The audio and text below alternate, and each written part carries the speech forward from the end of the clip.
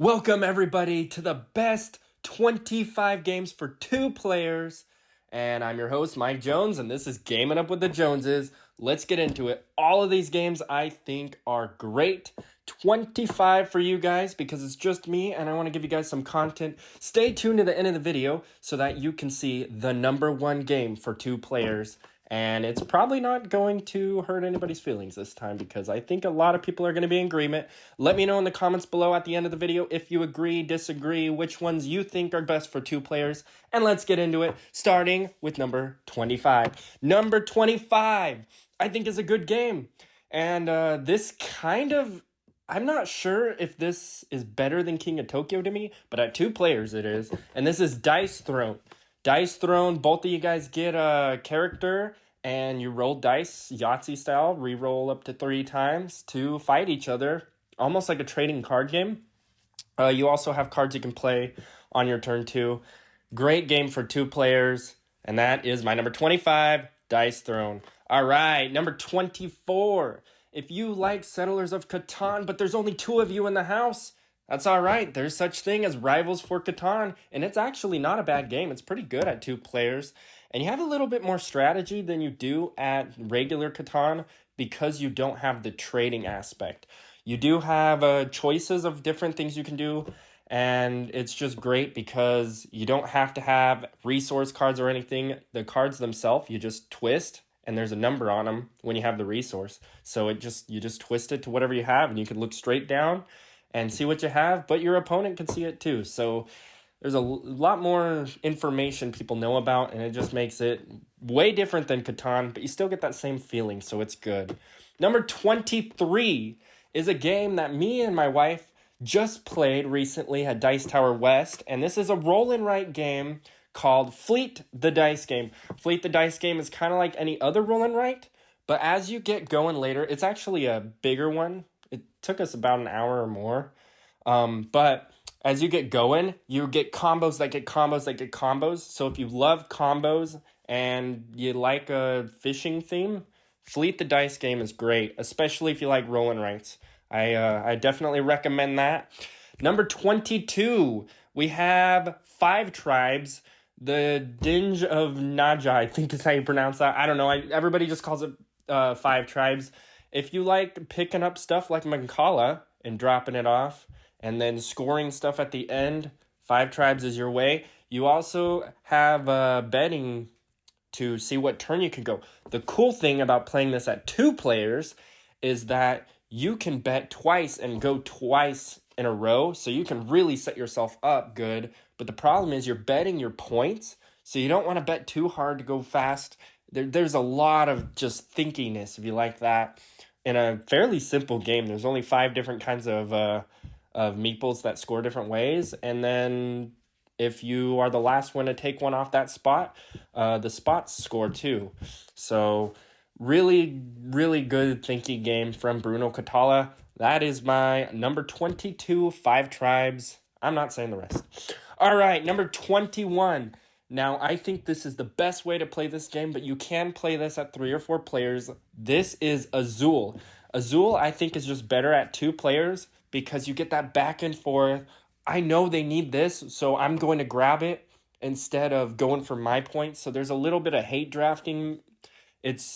You kind of can't do that and then in 4 players unless everybody does. And the problem with that is somebody can get lucky that somebody else ain't messing them up. 2 players, you don't have that problem. It's you against them. Whoever played the best wins. So I think it's the best way to play Azul, and that's at 2 players. And that's my number 21, Azul. All right, number 20, a new game we just learned on Sunday. And I'm kind of upset we didn't learn this earlier because we've had it on our shelf of shame for probably over a month. I think over a month. And this game is great, fun, fast, and it's nice because you can end the round when you want to on your terms if you have the score limit. This is Sea Salt and Paper. Sea Salt and Paper is perfect at 2 players. We haven't actually played this at more players yet, but from what I've seen other people say, 2 players is a good way to play it. I do want to try it at more, but 2 players is good.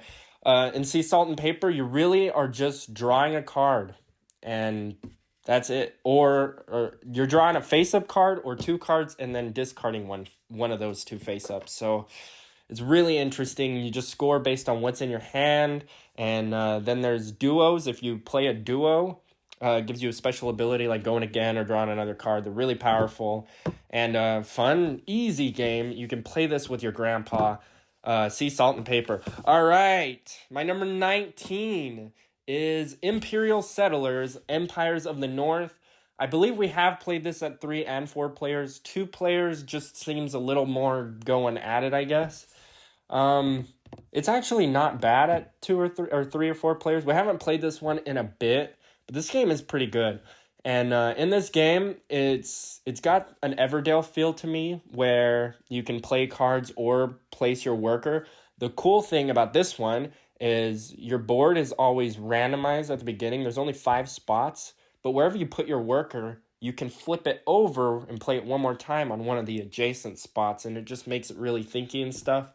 If you like Imperial Settlers, Empires of the North is better, and I'm not sure. If you like Everdale, this is a good game for 2 players too, I think. So that is Imperial Settlers, Empires of the North, my number 19. My number 18.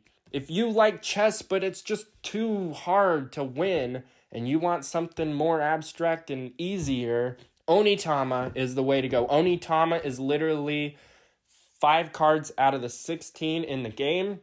You start with 2, they start with 2. There's 1 in the middle.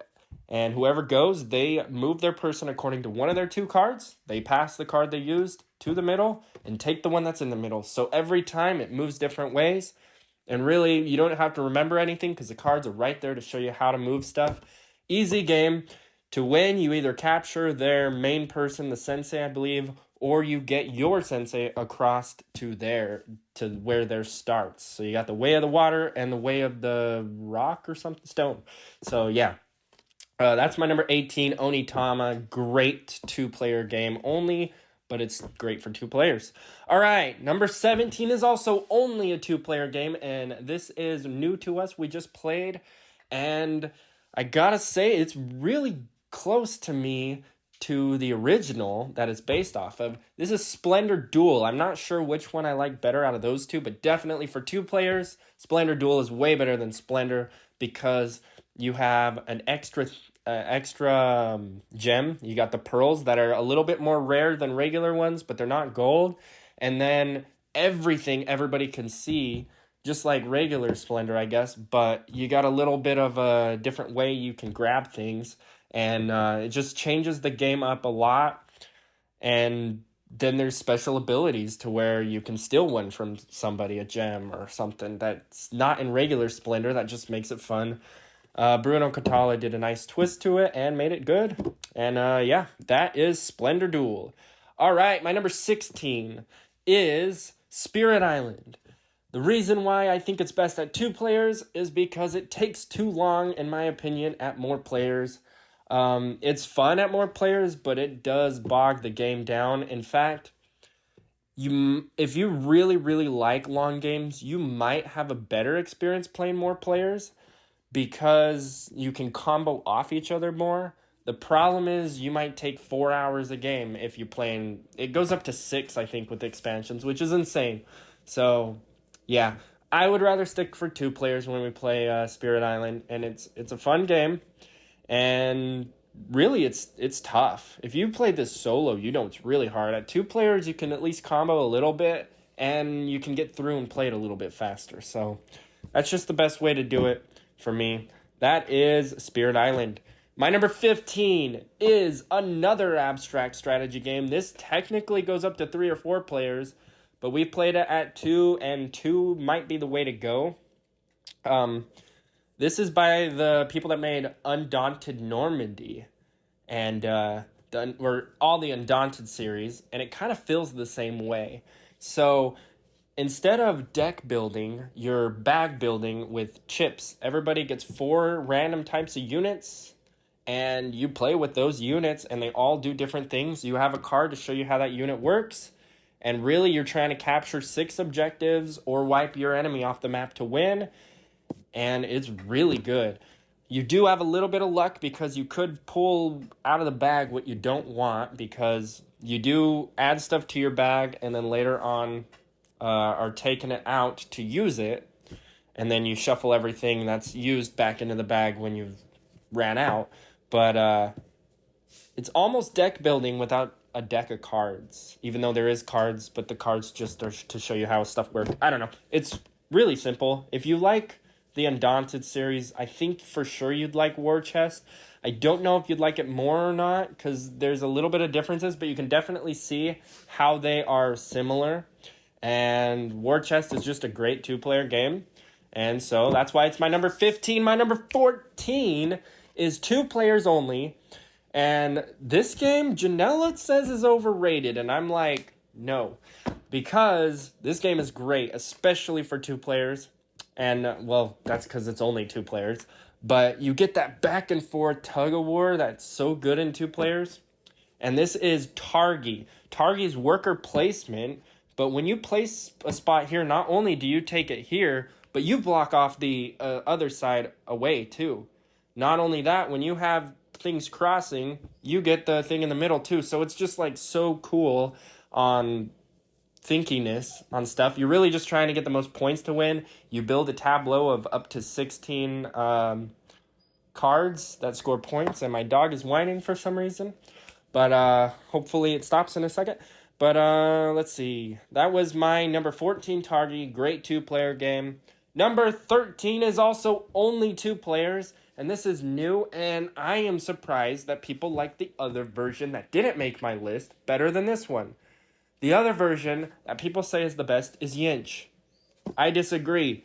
I think Devon is the best one. That's why it's my number 13, sorry. And Devon is crazy because you're like, it's so thinky. You're trying to keep everything connected to the middle thing, but make your stack tallest at the end of the game. So you can kind of screw the other players out of pieces, but then sometimes that would hurt you. So you're like, oh, it's so thinky. You can only move things in a straight line. So it's like, woof, woof, woof, things are moving.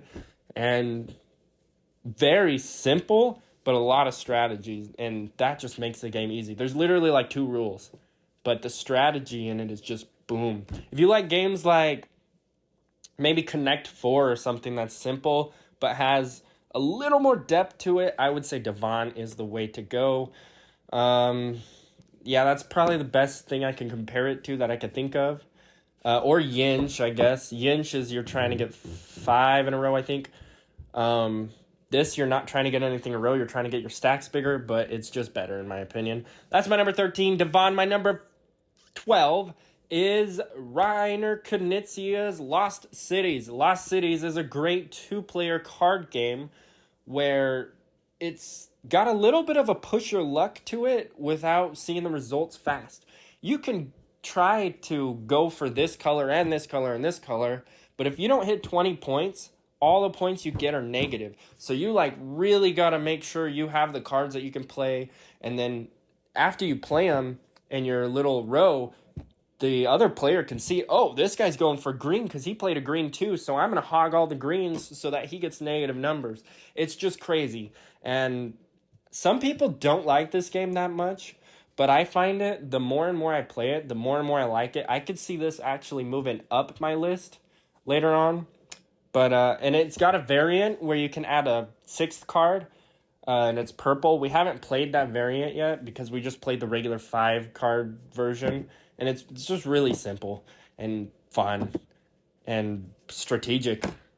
And I like all of that for 2 players, especially when you can see what the other person's goal is, and then that affects how you do your turn instead of just going for your thing.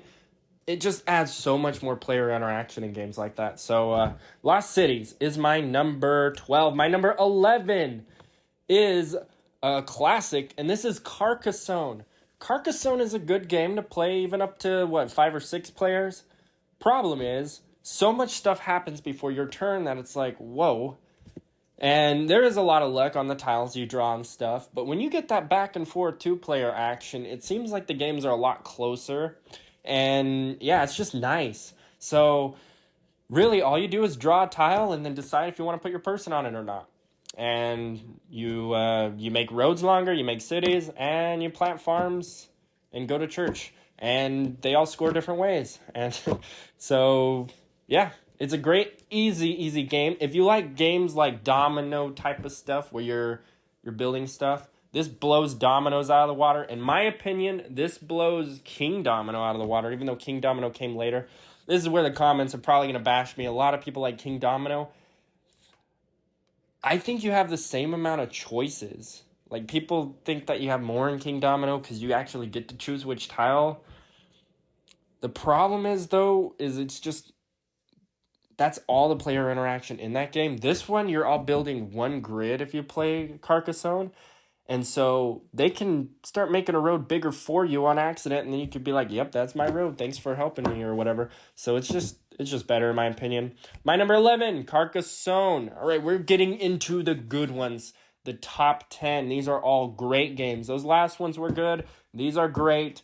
Let's get into 10. Number 10 is new to us. We just played it at Dice Tower West. We actually played like 13 or something new to us games. That was great. This is 2 players only. And this is asymmetric technically because your goal is different from their goal. And it's literally just a card game. This is Fugitive.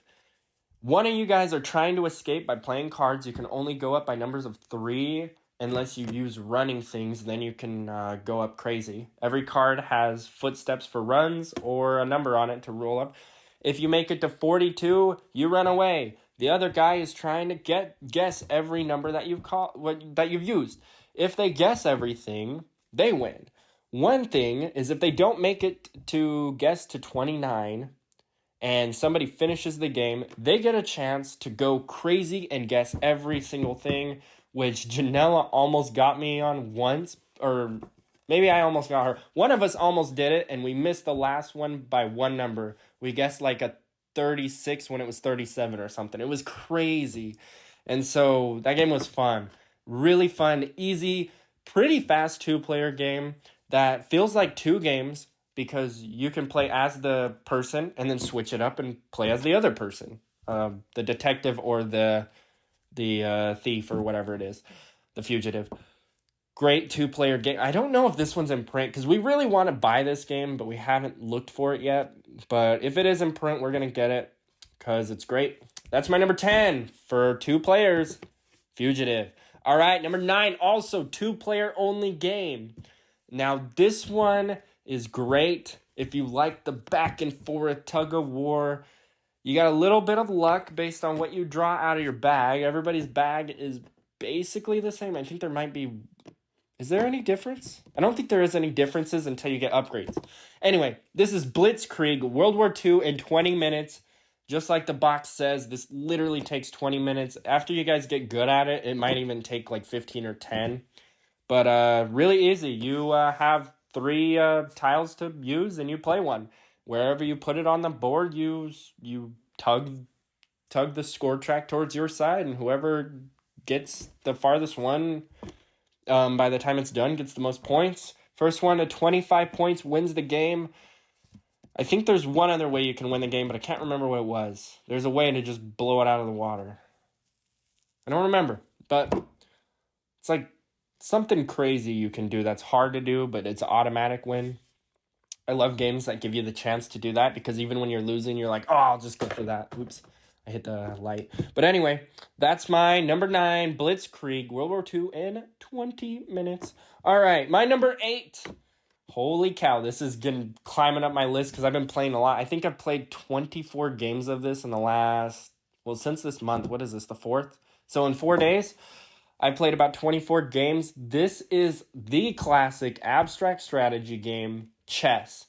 And I know some of you guys are going to be like, dude, chess is too hard. Somebody can be way better than the other.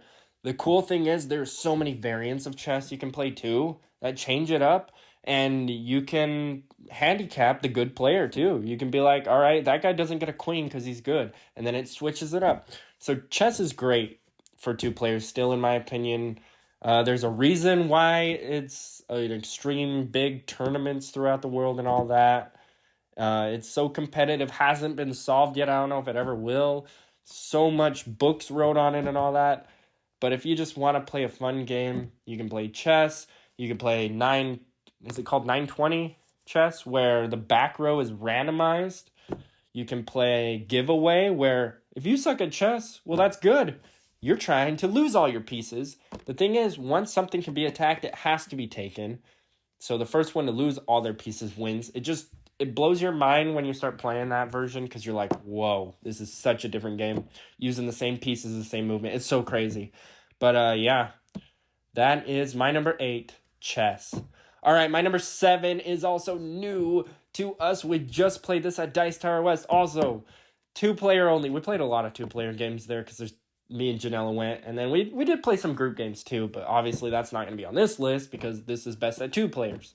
Anyway, this is my number 7. This game is abstract strategy, and I think it is more fun than chess because you get a little bit different, and this is Santorini. In Santorini, you are trying to get one of your 2 people to the top of the board, I guess, using up to the 3rd floor of steps, or 4th, I guess.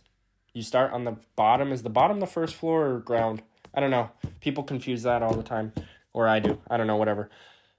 But I think in America, it's 1st floor out. So it's the 3rd floor if you are American. It's the 4th floor if you're not. I think. Might be mixing that up. Whatever. Anyway, that game is great because you can just play that with no powers. And it's just move, place a block. Move, place a block. But the thing is, you can put a cap on the top floor. So if they get close, they could be like, clap. Nope. The problem is you can only build if you're next to it. So you don't want to be too spread out. But you don't want to be too close because then they might cap you off. Then, once you play the regular version and you're like, I want a little bit more, then you play the God powers. Every player gets, 2 or is it more? God dang, I can't remember. I think it's 2. I think you get 2 powers. Like 1 for each one or something. But anyway, with the powers, it changes it crazy. Because then it's like, build 2 stories on 1, or like jump twice or something. Like, it's crazy. So it just changes it up, gives you a lot of replayability, and yeah, it's great at 2 players. That's my number 7, Santorini. All right, my number 6 is another game that's based off another game with the word duel at the end, and this is 7 Wonders Duel. 7 Wonders Duel is great because you really have 3 different ways to win. You can try to play it to the end and score the most points.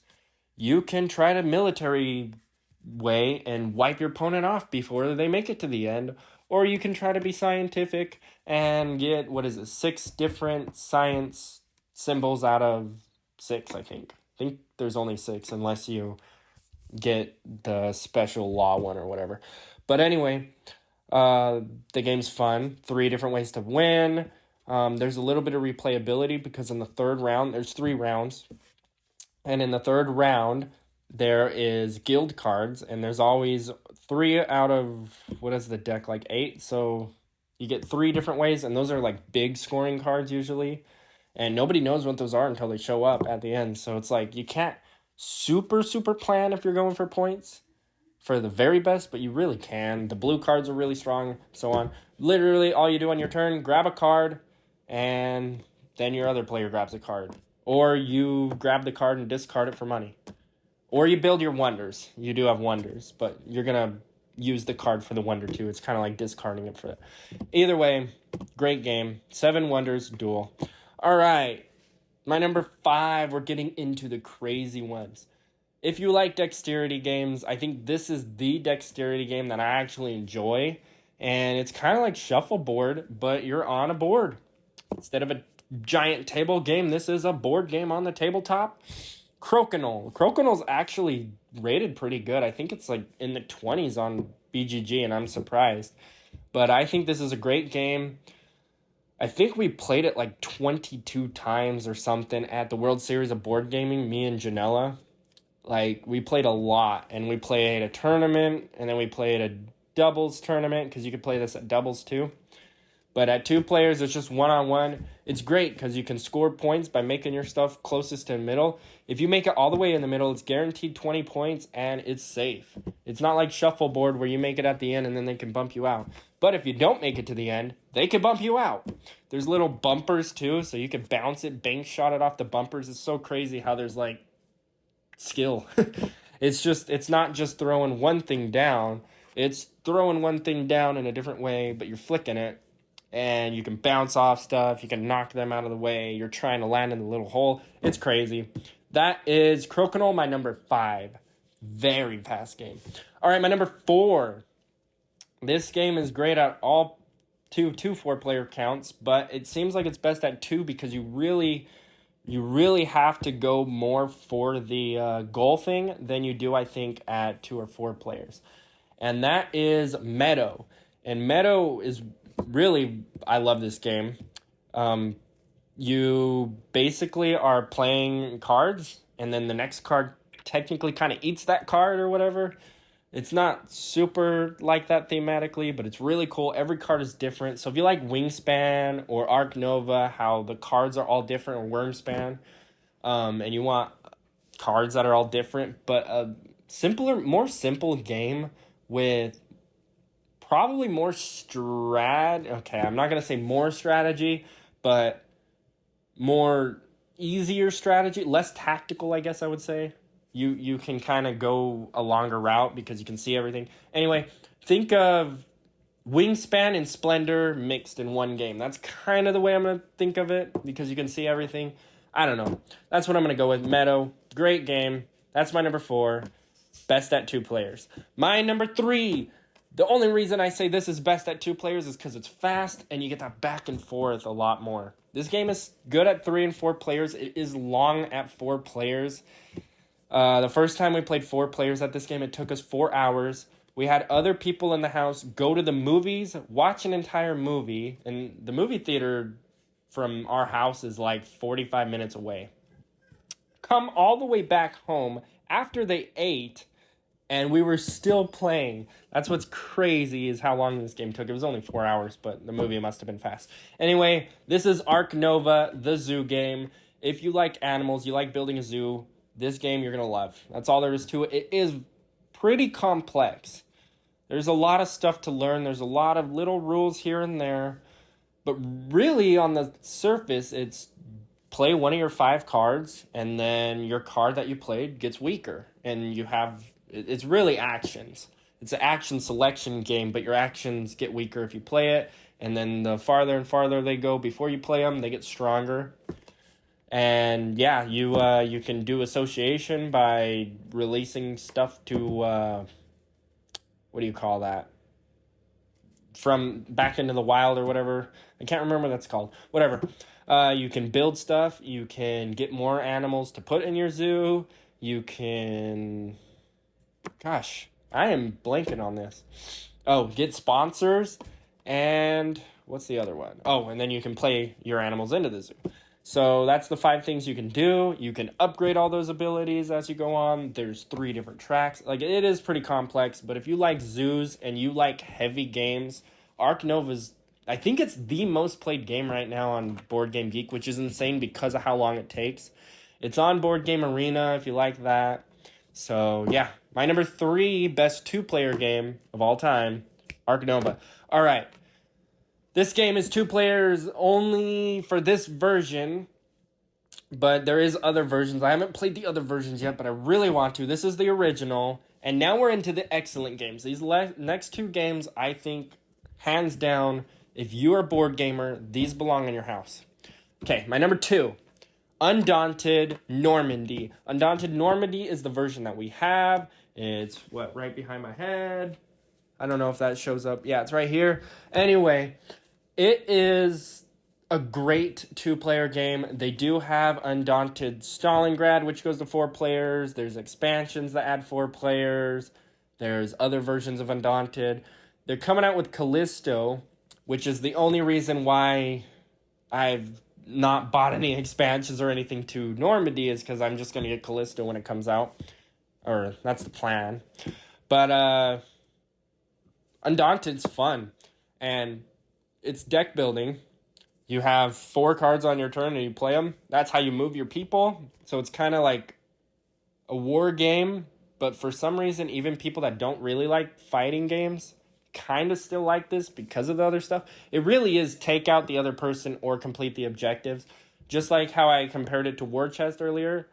It's kind of the same way you play it. It's just deck building instead. And it's more replayable because there's so many scenarios compared to War Chest being one board that's the same the whole time, and the replayability in that is the different units. So I think both are great games, but Undaunted Normandy is my favorite out of those two. This is my second best game for 2 players, and it's great. And it's fairly simple game, too. So, yeah. All right, now we're getting into what you've all been waiting for. But first, let's do some honorable mentions. 3 of them just barely missed my list. That's Pretty Clever. A nice little roll and write. Yinch. Like I said, I picked Devon over Yinch, so Yinch is just off. And Patchwork, my favorite designer, Uwe Rosenberg, made Patchwork. I love the game, but there's just 25 better ones, in my opinion, that make the list. All right, my number 1 is Connect 4. Just kidding. It is The Castles of Burgundy. And The Castles of Burgundy is great at 3 or 4 players also, but at 2 players, it is more saucy, as my wife would like to say, because you have 1 mine and 1 castle every round instead of 2. So if somebody takes one, like you're playing at 3 or 4 players, you still have a chance to go there. No, you're fighting for that stuff, and man, it feels like a boxing match, even though it's literally a Euro game with dice. And wow, it's just great. Castles of Burgundy, I think it's in the top 20, I think, on BGG.